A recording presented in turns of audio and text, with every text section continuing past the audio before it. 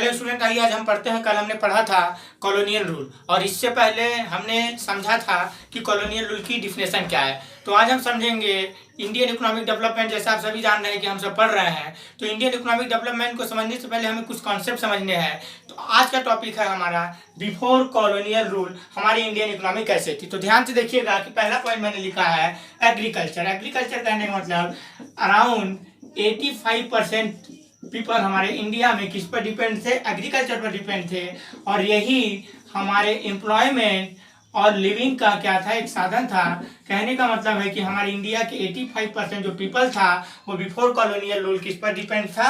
Agriculture पर depend था। अगला टॉपिक देखिए, फेमस ऑफ हैंडीक्राफ्ट इंडस्ट्री।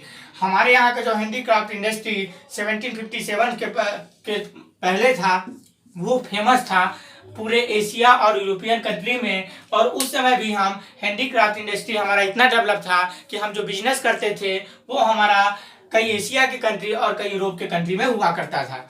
अगला टॉपिक है फार्मिंग। हमारे यहाँ जो फार्मिंग का कॉन्सेप्ट था वो कोई बिजनेस के ऑब्जेक्ट से नहीं था, वो फार्मिंग सेल्फ कंजम्पशन के कॉन्सेप्ट से था। और अगला था विलेज के जो आर्टिसंस थे उनके लिए। जैसे आप समझिए कि अगर आप किसी को गेहूं दे दिए तो उससे कुछ जरूरी सामान ले लिए, जैसे इन द सेंस समझिए कि गाँवों में जैसे आप लोहार से कुछ सामान ले लिए, या गाँव के किसी जो आपके बाल काटने वाले होते हैं उनसे बाल कटवा कर उनसे कुछ सामान दे दिया।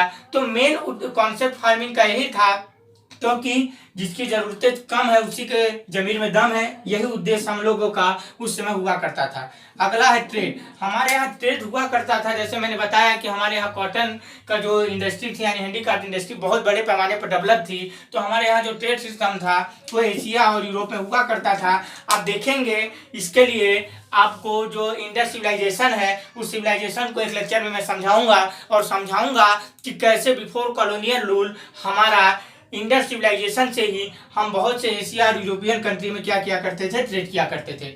अगला टॉपिक समझिए कि जैसे आप सभी जानते हैं कि हमारे इंडिया को पूरी तरह से क्या कहा जाता है? सोने की चिड़िया कहा जाता था उस समय।